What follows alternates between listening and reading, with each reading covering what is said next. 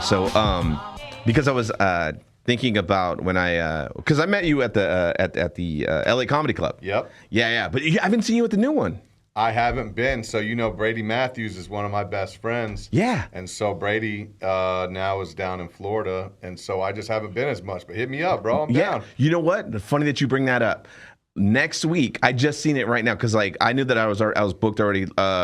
But I looked. Brady's with me at the new Strat. Bet I'll be there. Yeah, dude. It's the new room is crazy. It's completely different from when you went because it was upstairs in a little dark ass room. Yeah, dude, where it's like the next to the fuck me shop. Yeah. And then can you hear him with the? Definitely bring the microphone closer to you. There we go. Is that better? Oh, so much better. Okay, cool.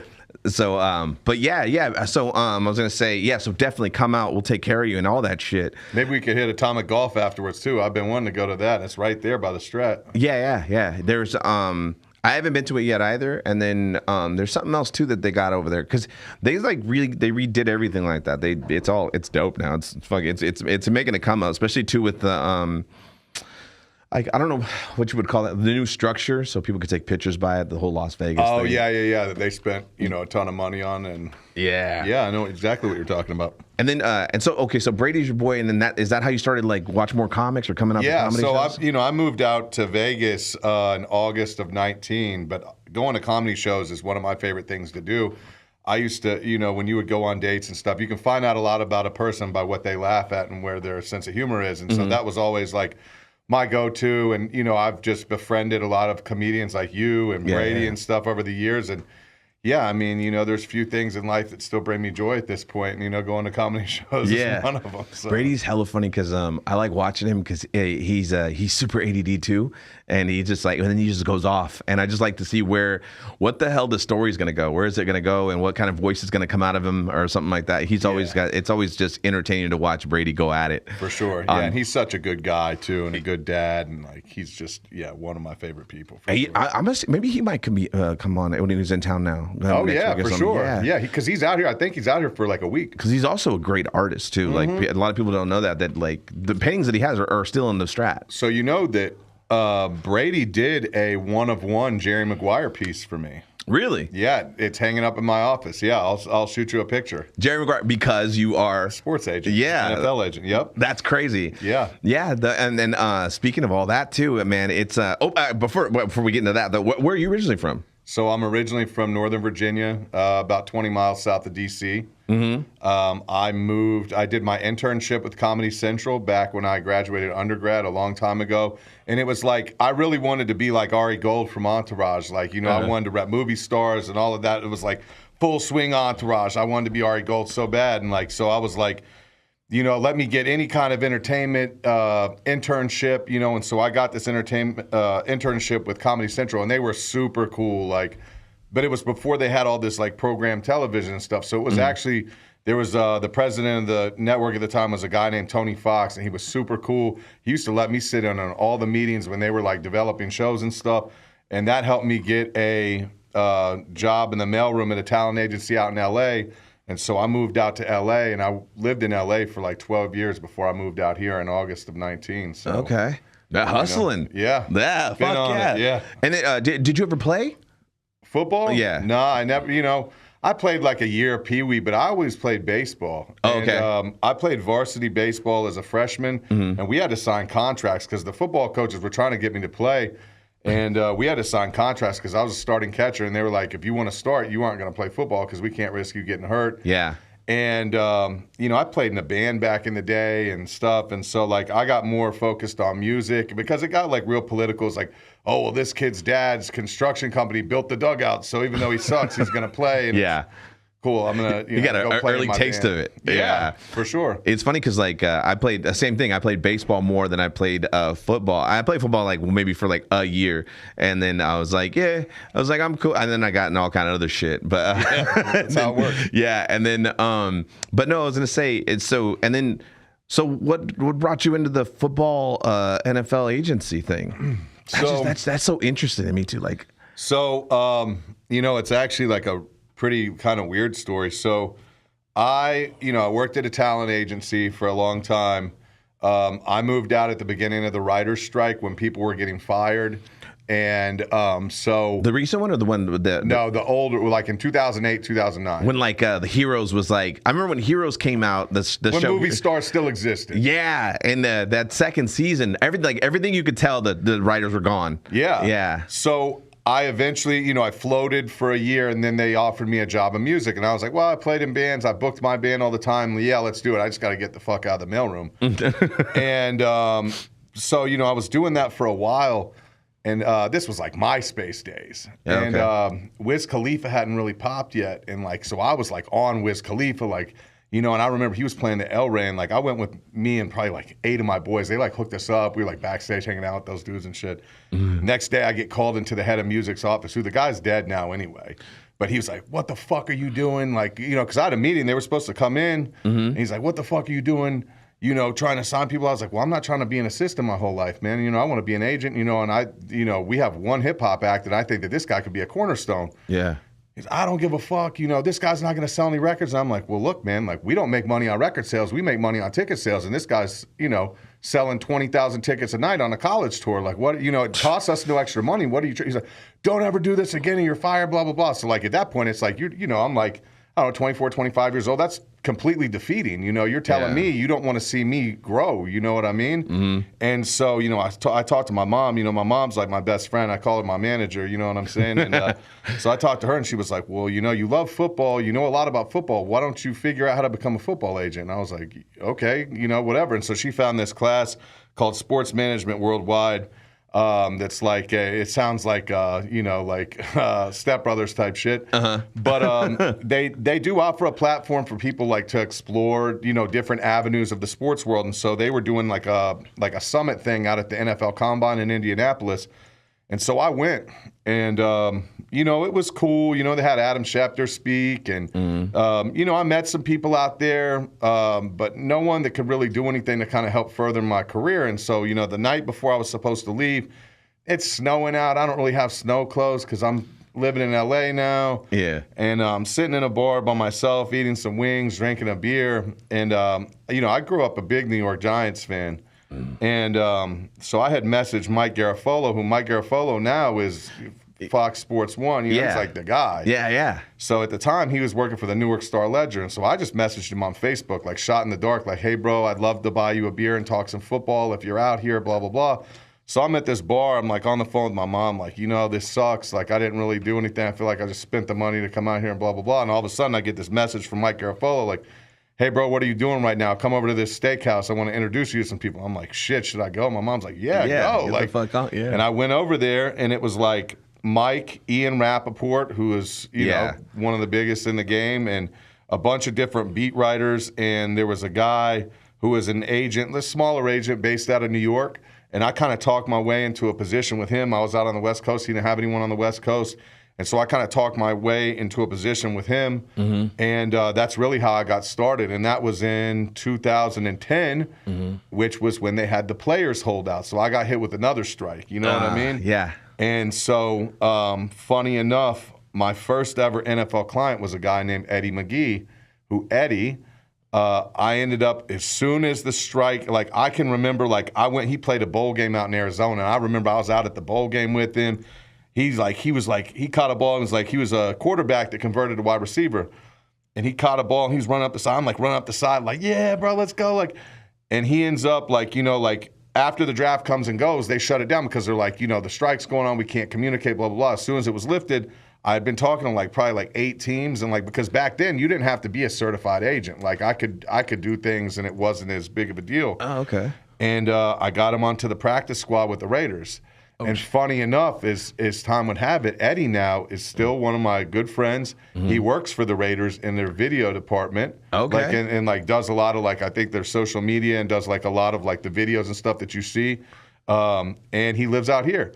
And it's crazy because I hadn't talked to, we were cool, but okay, so in 2012, the NFLPA passed a rule where you had to be a certified agent, and you had to get a law degree or a master's degree to even sit for the exam. Mm-hmm. And so at that point, I'm man, fuck, I'm 30 years old. I don't feel like going back to school, whatever, Yeah. And, I kind of let it fall by the wayside. Eddie ended up hanging it up after maybe I want to say he was with the Raiders for 2 or 3 years. And we were still cool because he's actually from D.C. Okay. So I ended up moving back to Virginia for a year when I was trying to figure out what I want to do with my life at that point, because I didn't want to, I didn't want to go back to school to become an agent. I didn't want to still deal with the Hollywood bullshit. You don't make no money in that. And so I went back home for a year, and it was really probably the most trying year of my life. You know what I mean? And it really it was a tough year, but it was crazy because he was back there at the same time, kind of trying to make the same transition because he's from D.C. And, then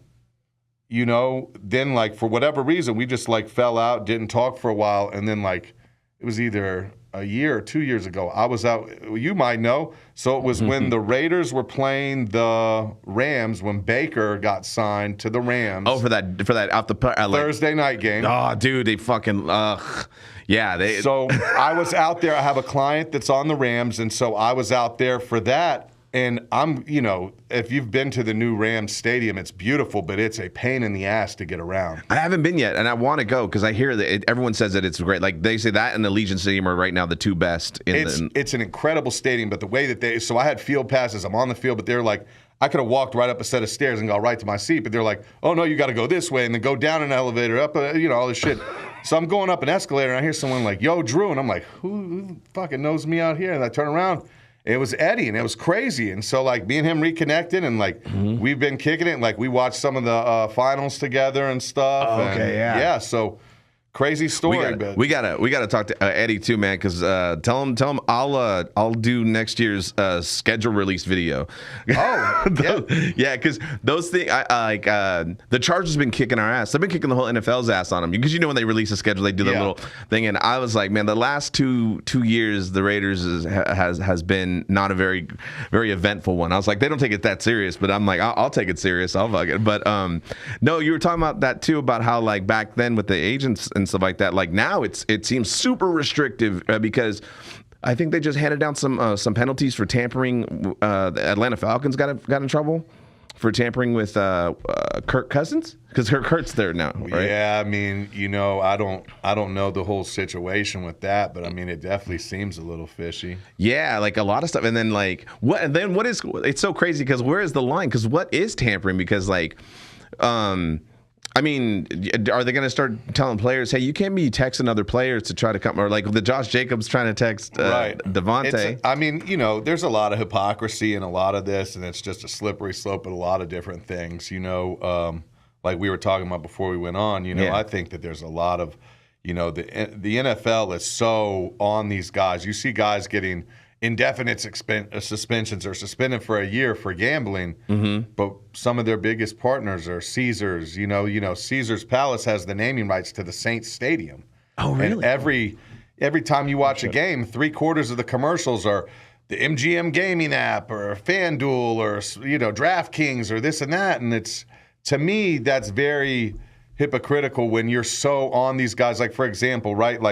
They can't even make a bet on an app, if they're in the locker room afterwards putting on their shorts, getting ready to go out to their car, but they can drive off of that parking lot, pull into the gas station across the street and make that same bet, and it's not a big deal. Oh, okay. Oh. Which I understand, what they're trying to do. I don't think that any of these guys should be betting on anything as it relates to the sport because it creates such a slippery slope. Yeah. You bring into question the integrity of the game.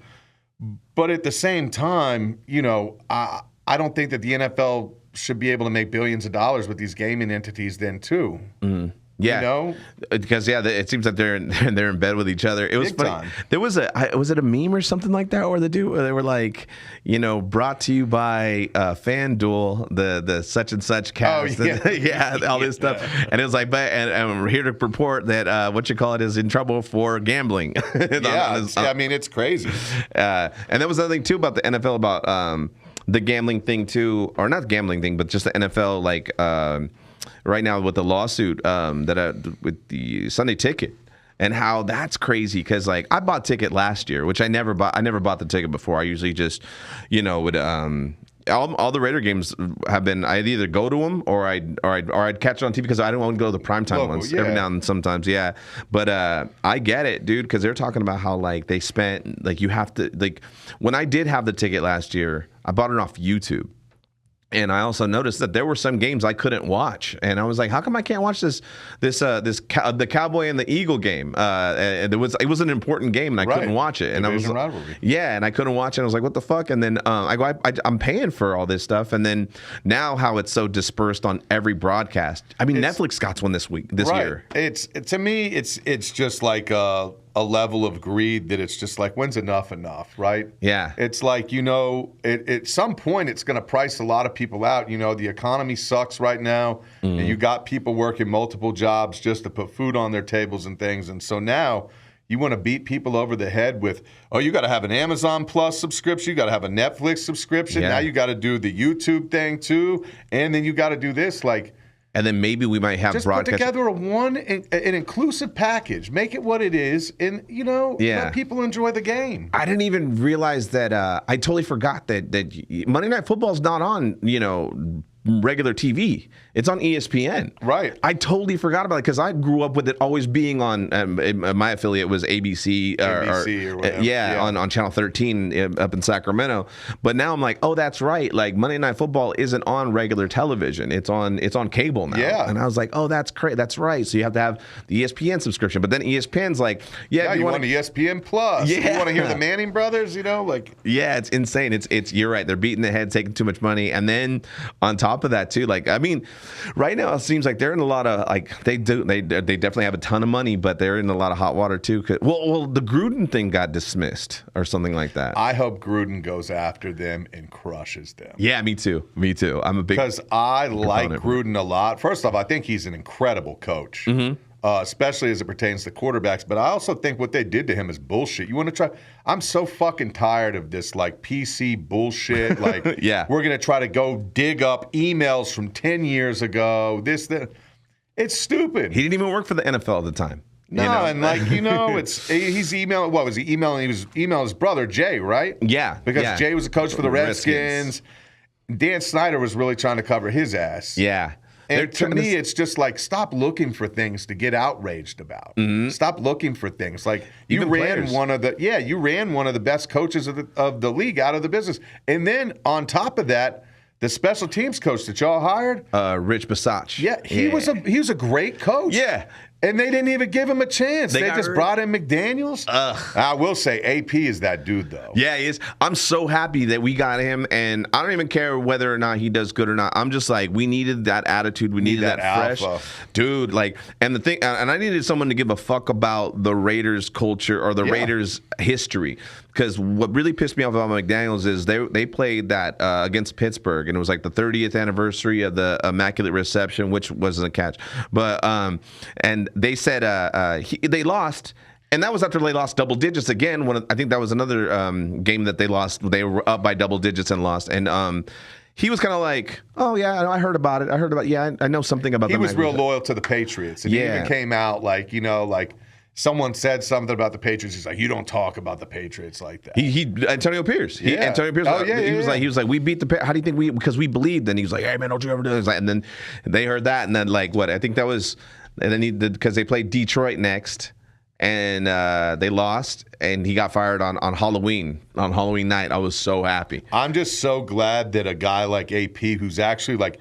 You could tell, like that, like, again, I grew up a Giants fan. I can remember AP when we won Super Bowls, right? And so, like, when you have that kind of a guy in the locker room, a true leader of men, you're going to see it this year. Yeah, because it was like, Justin Tuck and Antonio Pierce. Yeah, man, Tuck, Pierce, OC, Strahan. Strahan, yeah, that's right. Yeah, man, I mean, you talk about, that's, Super Bowl 42 to me is the greatest Super Bowl ever played. Dude, it was so great. So I was, at that time, it was funny because I was listening to Stern, and Artie's a big God, he's fallen off. Yeah, he is a big Giants fan, and he apparently he made a bet. And, of course. Artie's a degenerate gambler. Yeah. He made a bet and he bet the Giants. Well, because it was the year the Patriots were undefeated. Yeah. And they were such a low underdog that he put money on the Giants and won. And apparently the bookie closed down and ran off. Didn't pay him or anything. That's like the most New Jersey story ever. Yeah. And but yeah, so the whole thing with Gruden too, like I said, man, even a lot of his players that they're like, he's not racist, dude. Like that's just ridiculous. And he was like, I think what did he say that they said was racist? That Gene Upshaw had Michelin lips for tires or tires. No, it was for D. Michelin. Smith. And then he called someone gay and then well, because it was so fun. Okay, so this is what's crazy about that. So there was David Chappelle comes out with his special, and he was all talking about how it was a very like. He'd going out after the LGBT community, and then he was like, but no one really goes after, like, when it happens to black people, we're okay with it. Yeah. But or we're a little outraged, but then we're okay with it. And he goes, but if once it happens to he called it the alphabet people, then that's when we're all and it was crazy because that week. They came, John Gruden, they were like, oh, he's racist. But they didn't fire him. And it was like, all right, no. But then they were like, we're going to release more emails. And they did. So they released one where he called somebody the F word, and then so he goes, then they go, we have to fire you now. And it's like, you just proved Dave Chappelle's point. You guys are all upset. Right. I was like, that's crazy to me.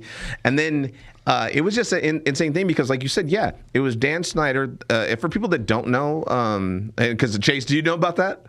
So Chase is our engineer and stuff like that. So so what happens is the Washington Redskins are under investigation for sexual harassment in the organization, and Dan Snyder's the owner, and he's under investigation. So what they do is they have NFL does the arbitration. So they basically have an investigation for themselves, and they check 10,000 emails or whatever the heck back and forth to everybody in the organization and everything like that.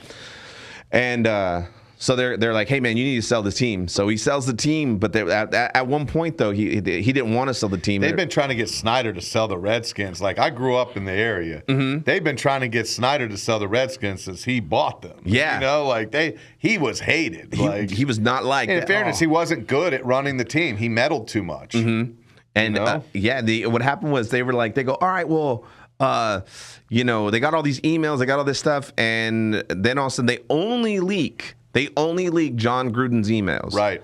That's the only person. And on top of that, he was the fall guy. It was 10 years prior to him ever being the Raiders coach because he was just a sports analyst, commentator on Monday Night Football at the time. Right. So he did, and he was crazy because had that Hooters endorsement money coming in, Corona endorsement money. He was chilling. And it was crazy because they even said the judge that here in Nevada was like. They were trying to like, hey, the NFL was like, so this is what was happening with the case, Chase. NFL, they're like, hey, we should do arbitration. We want to investigate ourselves and then dole out our own punishment. And they're like our government. Yeah, right. And then so the NFL was like, yeah, we're gonna do that. And then they go to court. And the judge says, no, that's not possible because he wasn't even your employee at the time. And they go, well, we know that, but he does kind of affiliate with, he was an employee at one point. So therefore we have jurisdiction. And they're like, nah, that's not true. So then they said overruled. They're going to have a court, going to have a trial. And the problem is that John Gruden, like he said, he wants to burn it down because in Discovery, everything becomes public. So he's like, yeah, he's going to sue the shit out of it. Give me all the emails. I want everything. Let's fucking burn it all down. Yeah. But then they went to the Supreme Court of Nevada and he got denied. There are three I guess I can't remember if there's 3 or 7 altogether, but I know a couple of them were missing. And they ended up overruling and denying his motion, and now it's kibosh. But it's crazy because I'm hoping that he does a file to get another rehearing of that because not all of the judges were present. Because that's crazy. I hope he does too. I hope he sues the shit out of him. Yeah, it's great because, like you said too, man, it's like a lot of money there, and that whole antitrust thing is getting crazy because they own the product, and now they're going to own all the broadcasting rights, and I think they're getting in trouble because he's trying to say, well, Goodell is trying to say, well, we're a premier or something, the word they used, we're our product is a premier product, therefore we should be upcharging for it. And they were like, well, that would be the case if, and it would be, and you wouldn't have any problem with antitrust laws, but you guys had to deal with DirecTV now, and now that's what opens it up because DirecTV. DirecTV sucks too. Yeah, they suck even more because now they're with AT&T. Oh, they are? Oh, that's right. Yeah, I mean, it's just big conglomerates, these huge billion-dollar, trillion-dollar companies, whatever. I mean, it's. And how is this happening when we had laws in place for antitrust things? Have you seen our government? Right. Because it's a fucking joke. I heard this. I heard about this too. I heard, just happened recently. I want to say it's Sony bought up the Alamo Draft House because they're all shutting down. So now Sony owns them. I want to say it's Sony. Could you if just double check me real quick, Chase? Thank you so much. Yeah. What am I googling? Sony buying up Alamo Draft House theaters, which is crazy because you're not supposed to own. Now we're going to go down this rabbit hole. Back in the day, that's what the studios used to do. They used to own the writers, they used to own the studios, right. They used to own the theaters and stuff like that. So they all had a conglomerate on it. And Live Nation is in trouble for it right now. Yeah. It's the illusion of choice. You're a comedian, George Carlin, I think is one of the greatest of all time. And, if I could sit down with someone dead or alive, he would definitely be top 5 consideration just because he was so ahead of his time. Yeah. But, he would talk about this kind of stuff. It's the illusion of choice. Mm-hmm. You look at all of these huge conglomerates and these people, there's like 6 real companies that really own everything. And when you boil those 6 down, it's really 2. Yeah. And it's BlackRock and whatever the fuck the other asshole. That's funny because I remember that bit too. He's like, "It's the illusion of choice." Yeah, there you go. You think you got it, but you don't. Yeah, he was the best. It's crazy because, like in Live Nation, if some people don't understand that too, Live Nation is the company that pretty much owns all of the venues that you go see your concerts at, you go see stand up at, and if you've went to a football game or a baseball game or any kind of entertainment, you have probably paid Live Nation's fees, and your ticket sale says $75, but then they charge you $40 for the service fee. Oh, it's a 30% upcharge. Yeah, every time. And they're getting in trouble for that because that's another thing. What they were doing is what they're finding out a lot too is they were getting the artists and they're like, okay, well here you're doing our venues. We're only booking you at our venues. We're only going to book you at our venues, and we're gonna. You don't get any hot dog money, any of the concessions. That's crazy to me at all. The merch you sell, most of the time, they're like, we're going to take a percentage of that because you sold it on our property, and now we're going to pay you this much to do the tour. This is what your expenses for the tour, and that's it. On your ticket sales, you have to sell such and such in order to make a profit because we already own you too as well. Yeah, so it's like how the record labels used to do. People, you go in debt. Yeah. And that's why people used to go on the road because there was so much money. That's how bands would really make it because they would sell tickets. I worked in the music side of things too. And so we used to do like 85-15 splits. So you would get part of like alcohol sales and food sales and stuff like that. And the merch, typically you got 100% of the merch. Yeah. Because typically these people, the bands, the artists, they print them and they do them themselves. They're bringing it out. They're lugging it. They're tearing down the stand and all that shit. And that was the thing too. Like with the Live Nation, they were saying to this that they have to sell them a certain amount of tickets in order to make a profit or for them to take home.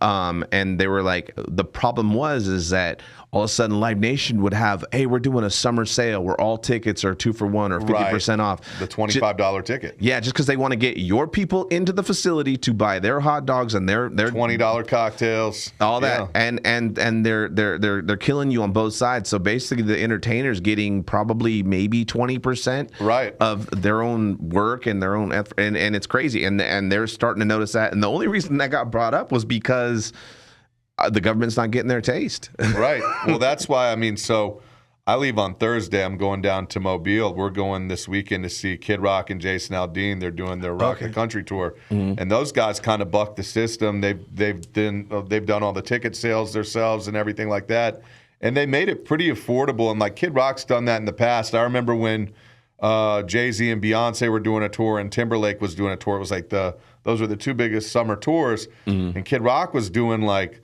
you know, you can get 4 lawn tickets, 4 hot dogs, 4 Cokes, and then 4 coffees when you leave in case you get shit-faced, you can sober up for like $100. Yeah. You know, and like, I think artists got to kind of take a stand a little bit more and like bring back like the smaller venues. Like my favorite place out here is the Fremont Country Club downtown and Backstage Bar and Grill. Like, we saw Green Day there. Oh, shit. We got in there. That was a free show. It was like the radio put it on or whatever. We did that, and that was awesome. But like those small room shows, bring that shit back. Yeah, the intimate venue, that was the best. Man. So I'm a big metalhead. I like everything, but I'm a big metal guy. And I recently went to Seven Dust and Static X, but it was at the Palms. And the Palms is cool, good venue. I've seen Marilyn Manson there and stuff, but like put Seven Dust at Backstage. Yeah.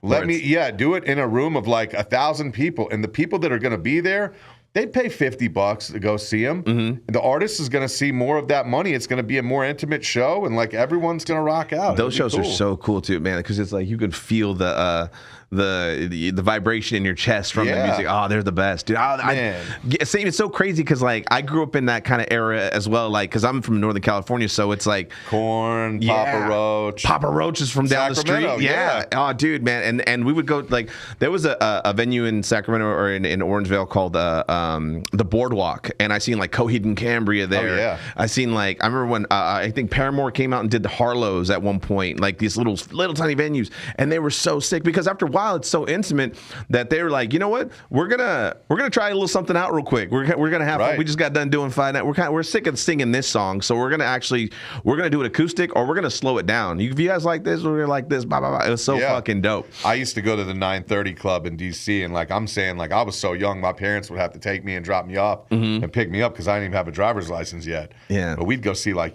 Stained was opening for Seven Dust, and the ticket was $20. Yeah, and it was the coolest. It was the like one. I think back on those shows, and like now with Instagram and social media, you get to see, you know, there's videos and shit that comes up from all of those, and like, it'll never be duplicated because now you go to a show and every asshole's got their phone up. Got their phone out. Yeah. It's like, dude, I'm trying to chill. I need that 3 hours to escape from reality. You know what I mean? Like, that's so crazy. Now you bring it up. I totally forgot. Like, I went and seen Third Eye Blind one time up in San Francisco at American, what is it called? American Hall, American Theater Hall or something like that. But it's a nice small little venue, little upper deck, and even the Yeahs. I seen them at what the fuck is that place called? There's hella small venues all over San Francisco. Did you find that thing? It was Sony, right? Yeah. Okay, I wanted to make sure that I wasn't wrong and shit. But what else am I gonna tell you too? That's so crazy that I totally forgot. And then you're into music too, so fucking that's even more dope. Yeah, man. You got me something. I wanted to see this real quick. I wanted to open this on air just to check it out. You got me a gift, and it's so funny because like we were talking about this earlier, how dudes don't really get gifts or anything, you know, and it's just like it's so what the fuck? Because I noticed this too.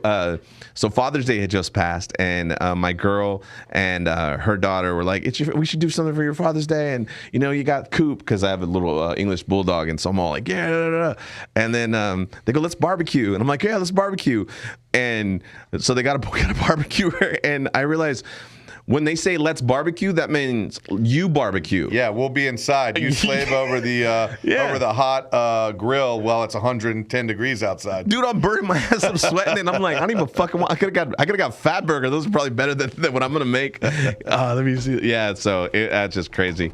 But I don't even know how to open a gift. Look how fucking horrible I am. Oh, that's fucking. I wanted one of these too, dude. This is awesome.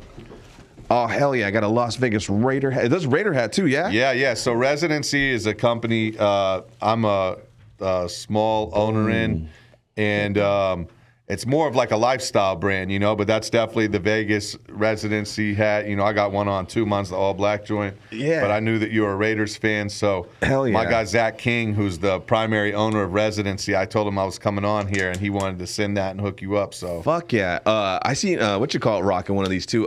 Crosby. Crosby does. AP has. You get a lot of people on the Raiders. Derek Carr used to all the time. Yeah. Trent Williams, a lot of the 49ers. We just did a collaboration with the San Jose Sharks that sold out in like an hour. We're doing some stuff with the Tennessee Titans. A a lot of things. So yeah, I had to shout out my guy Zach King. Zach's one of the nicest guys that I know. Fuck yeah. Owns a local Cuban chain out here called Cubanidad. The best Cuban food I've ever had in my life. Try the 305 sandwich if you live in Vegas or if you visit Vegas. Yeah. Best sandwich in town. No, like 305. Is that the what is that? 305. Why does that sound so familiar? Well, that's the Miami area code. So Zach's from Florida, but so that's their signature Cuban sandwich over at Cubanidad, and it is incredible. Okay, I'll go fuck with that. I'm of course love food, especially out here. All kinds of shit to eat. But yeah, we're trying to figure something else out to grab. They just opened up a third one on Sahara. There's an express one on Fort Apache, and then the big one is out on Eastern and Henderson. Yeah. So, dude, thank you so much, man. I'm glad that you like it. Yeah, I needed a hat today too because my haircut guy, he was not in town. It was funny because I was talking about how I see Max Crosby wear this hat. So funny story, because I had just moved out to Vegas, and the Raiders had just come here too, or whatever, whatnot, and but you couldn't buy Raider gear yet that said Las Vegas, right? And so I'm at the gym, and I seen this dude, and he had a Raider hat, and it was spelled in like the 90s font. And it said Las Vegas. And I was like, dude, that's a sick-ass hat, bro. I was like, fuck, man. I was like, where'd you get that? And because I can't find anything that says Las Vegas. It's the licensing. Yeah, I remember at the time you couldn't get anything. And then the dude was just kind of chill, and he was just kind of like, yeah, nah, man. I go, where'd you get it? And he was like, I don't even remember. I was like, it's cool, it's cool. I get it. You can't tell me you don't want to tell me. And then, like, it didn't even dawn on me because I was so checked out on the hat. And when I'm in the gym, I don't really pay attention too much. I'm just kind of like in my head. And then your thing, yep. And then he took off. And then like after a while, I realized I go, wait, that motherfucker looked hella familiar. Like who the fuck was that? I go, he looked hella familiar, and I just couldn't place it. And then I'm driving, and I go, I was talking to Max Crosby.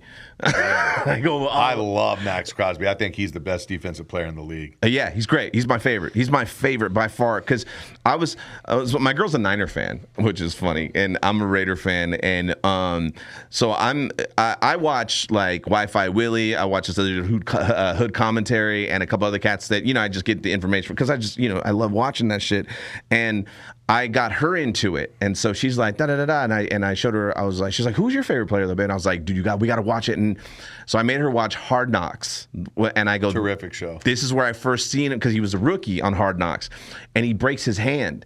And he still plays. He breaks his hand. He's trying to make the team, and he still plays, and it's fucking crazy. Yeah, because he was a fourth-round pick, I want to say, on a preseason game. Yeah, that's such. Hey man, he's got the dog in him, and I don't know if you've seen him, but he's been training with Kobe and Michael Jordan's trainer too. Yeah, well, he wants it. He wants to win. Yeah, and he's like Raider. Yeah, he wants to. He embodies that Raider, like we were talking about. Like, yeah. He loves being a Raider. Like, you can tell. Like, dude, I watch his podcast. I'll throw that on too. Yeah. And I like watching his podcast when like I work out because like he always brings on other players and fools that are about it. Like really have that mentality of like, I'm tired, but I got to keep going. Yeah, and I got to be great, dude. And the way he's got that whole defense all reacting to, and I just watched one with Nate Hobbs and how they talk too, and how they're just like, I'm not even playing against anybody. I'm playing against my own mind, my own self to get better. Like, yeah. And just that whole mental fortitude. I'm sorry. Now that they got Wilkins to put next to him, ridiculous. Yeah, it's gonna be tough. And that was another thing too. So I'm teaching my girl because she watches football, and I like that about her. And it's just because she was already into it,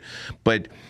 She watches it like how I used to watch it when I was a kid. It's like, where it's like, oh, I wonder what's going to happen, as opposed to like spotting defenses and knowing because she kept hearing she was like, what's the box? Well, I keep because they were saying like, all you got to do is stack the box against Garoppolo. She's like, what is that? And then you got to make them run.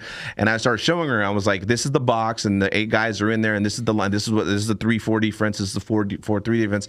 And a lot of it I learned off Madden, but then like it's funny. A lot of like our generation. So I'm 40. Mm-hmm. So our generation, I feel like you're my age, right? 42. Yeah. So yeah, a lot of people learned different schemes and stuff playing video games. I remember our coaches when I played baseball, they would tell us like, go play the baseball video games and see like what they're doing like in the games and stuff where you're doing it. Mm-hmm. And like baseball is like a lot less intricate in terms of schemes and stuff than football. But you got to figure between YouTube and video games and stuff, a lot of these kids are learning it like that. Yeah, and it's funny because she's a fan now, or like now she's a fan of like the game of just like the game. So now she can watch other games of just not only her home team but other ones because then we start predicting, and it turns into that. It's like, so what do you think right now, babe? What do you think they're gonna do? And she's like, it's got to be a sweep because it's like there's too many on this side. They're overloading. I was like, the fucking overloading. This place is so hot. And then speaking of the Niners and stuff like that, did you see the Brandon Ayuk shit? Yeah, I did. What do you think about that? I mean, in what sense? Like, do I think that he's going to go to Washington, or do I think like? Yeah, because like so okay, this is just how we watch the game now. Different. I mean, you probably watch because I'm starting to get into the whole money aspect of the game, and like I'll go on websites now and on the off season and be like, well, what's the contract look like, and can we keep them? Right. And can we I think that overall the average fan now is a lot more educated on that kind of stuff. It pays a lot more attention to it.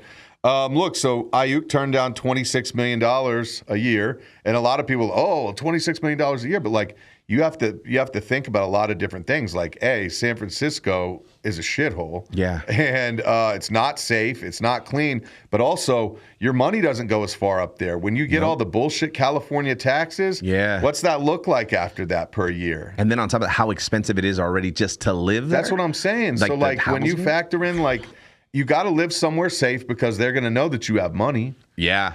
And it's the Bay. You know what I'm saying? Like you got San Francisco and Oakland, and so you got to live somewhere safe. Yeah. But then you're paying all the California taxes and federal taxes. And so by the time that $26 million isn't $26 billion. No. It's really probably half that, or probably maybe even a little less than half of that. A quarter of it, yeah. And so I don't blame him. Yeah. You know what I'm saying? I tell guys all the time, I want you to come play in Vegas. I want you to play in Texas. I want you to play in Florida. I want you to maximize your earning potential. You tell your guys that, yeah. Like if it was up to me, like, you know what I mean? Like I want to see guys play ball, first and foremost. Like I don't care where they play. Yeah. But I mean, if I had the choice. Yes. Yeah, come play in Vegas where there's no state income tax. Play in somewhere like Texas or Florida where there's no state income tax. Tennessee. Because what is it? They get like what? Like, because I remember when the Raiders came here, they were like, man, we got 10% or I think 12% more of their check. Well, I mean, think about that. Yeah, I mean, remember when Derek Carr backloaded his contract and everyone was like, oh, what's he doing? Well, he's going to realize way more money. Mm-hmm. When he comes over here. Yeah. Boom.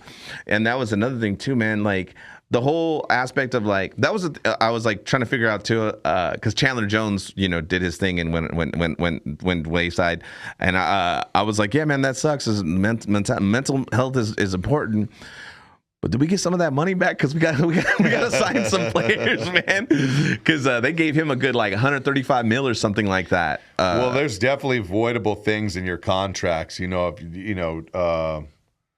Acts detrimental to the team, or you know what I mean, like just different things. Like explain that. Yeah, explain this to the people. Like, I mean, look, there's just certain nuances and certain things in the contracts that you can't do. So you remember when Big Ben back in the day was riding a motorcycle and crashed the motorcycle and like almost died? Like they were going to originally try to go after some of that money because there's like high risk activities that you can't participate in, right? So like, but riding a motorcycle is technically a high risk activity. Just the same, like, bro, you can't go fucking skydiving. We just signed you to a $100 million deal, bro. What if your chute doesn't open? What do you do? Like? So there's just a lot of things, and so a lot of it too also depends how hard the teams want to go at it. Like with Chandler Jones, that guy was obviously having like some real mental health issues, and like how hard do you want to press that? Yeah, and like there's different and not look like a asshole or shit. Yeah. So there's just a lot of different things. I mean, it's like anything, though. There's nuances. There's ways out of things. There's ways to recoup money, and it's just how hard you want to press it. And then like, and on draft day, because like you watch, apparently, of course, you watch draft day completely different, right? From yeah. So how is that? How is draft shit? Not even draft day, like leading up. Like how is that for you? What does that look like? So it's crazy. So I tell these guys all the time, man. The draft is a complete crapshoot, right? So like you see it every year, like, oh, this person's number 15 on Mel Kiper's big board. What's he still doing there in the 4th round? Like, Well, dude, that's because fucking Mel Kiper, he gets paid by agents. He gets different kickbacks, different things like that. And not to say that these guys aren't good players, but the public also isn't privy to like the medical. Like, so I can remember the linebacker from Georgia that the Eagles ended up taking in the 4th round that was a top 15 Mel Kiper guy. Mm-hmm. He had crazy medical red flags, and that's why he fell. Oh, shit. You know, and there's things like that people aren't privy to. And that's what a lot people don't realize, that the combine at this point, a lot of that is just for them to poke and prod on the medical side. Mm-hmm. And that's why you're now starting to get a little bit of pushback from agents and players. Interesting. So, but I mean, it's crazy because you just don't know, right? And I tell players all the time when I'm recruiting them, if any agent tells you definitive, like everyone knows who's a guy, right? Like, you know, like you knew that Caleb was going first overall this year, right? I really wanted Jaden so bad too here in Red. Yeah, Jaden's a stud, man. But you knew like Lambeau Leak is going top 10, Marvin Harrison's going top 10. But like I'm talking like once you get out of like the top like 20 guys, right? The draft is a crapshoot because every team grades differently. Every team has different needs, and they also don't all have picks in every round, right? So, like, a team could say, hey, man, we have a 3rd round grade on your player. All that means is they're not picking them in the 1st or 2nd round, and the ceiling is the 3rd round. Mm-hmm. Now, when the 3rd round comes around, let's say it's a corner, right? They may have had an offensive tackle who they had a 1st round grade on that slipped to the 3rd round. And so they're going to take him over you, even though they got a 3rd round grade on you. But now they don't have another pick until the 6th round. Yeah. So maybe you fall to the 6th, or maybe you go to another team or whatever. It's just there's so many moving parts during the draft that it's like pure chaos. It's funny because like now I'm like, well, I mean, because like of course I watch the draft, but like I watch it regular, and then and I'm a Raider fan. We haven't had very good drafts, so I'm always like whoever like, and like you said too, the Mel Kipers and all those guys, like, and then the fan base now, which is crazy because of the internet, they're more vocal and you can see them, and I was like, dude, there's a lot of people that don't know shit, and then they're so passionate about how much shit they don't know, but then they're so rude about it as well. And it's like, dude, relax, take it easy. Like, so I'm going to tell you right now, the Raiders got, obviously Brock Bowers is a steal. Brock Bowers is a great tight end. He could go on to be a Hall of Fame player. I mean, you look at his statistics dating back to him as a freshman, like the guy is an all-world talent. Okay, yeah. But y'all's real steal, Jackson Powers Johnson. The center. Yeah, that kid plays. He's I recruited that kid. Oh, yeah? I met with his family. They're from Salt Lake. Met with them. They're such good people. That kid, man, he is born and bred to play football. All right. Like, man, when I tell you, he can play every position. Mm-hmm. And he actually plays D-line, too. Most people don't know that. And his dad told me he might actually be better at D-line than he is on offensive line because he likes to hit people. Like, he's like that. Like, he's really about it. And I think that, you know, obviously you guys have a really good center in Andre James. Yes, yeah. So Jackson will probably start off as a guard. Mm-hmm. But, I mean, that kid, I tell you, man, that guy's going to be a 15-year pro. Yeah. And all-pro, man. He's such a good football player and such a good kid. Like, you know, he went to Oregon. He's really close with Phil Knight up there, and I don't have enough good things to say about that kid, man. That kid, I thought he was going to go in the 1st round. I thought for sure Dallas was going to take him because Dallas lost their center to the Redskins, and I thought for sure Dallas or Philly because with Jason Kelce retiring and like with how athletic Jackson is. Like, now the game has changed. So I really try to focus on offensive line because typically they're not divas. They can have long careers. And I just really identify with those guys more. Most of the time, those guys, you know, they'll go drink a beer with you, hang out, they're chill, like, you know, good guys. And like I said, they can play for a long time. And man, Jackson is just an absolute dog. Okay. He is, like, I'm telling you, like, we'll look back at this after the season. Like, he's the guy. I'm excited, and like, the guy that I want to see, I can't wait for preseason because I just want to see him in action is the new running back. His name's Duplay or Do something. He's a white running back. And I was I know from New Hampshire. yeah. And what was his name? Dylan. Yeah. I don't know how to pronounce his last name. I don't want to do him a disservice. Yeah. But no, he's a player. I want to check him out because the way, like, I've just seen him on like TikTok or just like when they introduce him, and I'm like, I like his energy. And I was like, man, and I like to see those small school kids get a shot, because a lot of times the scouts really will like some of these, but they don't want to really like stand up and bang on the table for these guys because if it doesn't pan out, they don't want it to fuck up their job. But like the reality of it is like some of the talent that comes from these small schools, man, it's crazy. Insane. Yeah. I was going to say, do you go out and scout? Do you go to like college games? And yeah. Yeah. Oh, yeah. I tried now, social media has been a real blessing in terms of recruiting guys because you used to have to, pay some asshole to get a list of phone numbers. Half of them don't work and, all this nonsense like chasing around. Now with like Instagram, you can just message a player directly. And, for me, I just try to keep it a buck. My biggest thing is my job is to facilitate information and to be a resource to these guys and help guide their careers. I tell them, they're the CEO of their own career, and they're hiring people to help facilitate their brand. Yeah, on their team. Yeah. And the biggest thing is, like, they always say the NFL stands for not for long. And you don't know how long your football career is going to be, so you want to be planning for beyond football from day one. And so that's what I try to impress upon these guys. And it's, with social media, now I can just message guys directly, hey, man, my name's Drew Rigsbee. I'm an agent. I'm based out in Vegas. I'd love to get on the phone with you and like learn more about what it is that you're into and see if it's a fit. It's a lot like dating, right? Yeah. Because like like you may talk like for these players, they may talk to 20 agents and all that shit starts to sound the same after a while, right? But it's really about a personal connection. And for me, I really focus on the personal relationship aspect of it all because like, when you work with someone that you actually care about, you're going to want to go a lot harder for them. You know what I'm saying? And there's a level of accountability in that too. And, a lot of these agents, first off, man, the agent business is shady as fuck. So many of these people are completely full of shit. Yeah. And just complete assholes. And so a lot of them, they just see dollar signs with these guys and they look at it as transactional. And for me, man, life is too short. I read something, I gotta pull it up because I don't want to butcher it. But I saw this quote yesterday from Master P, of all people.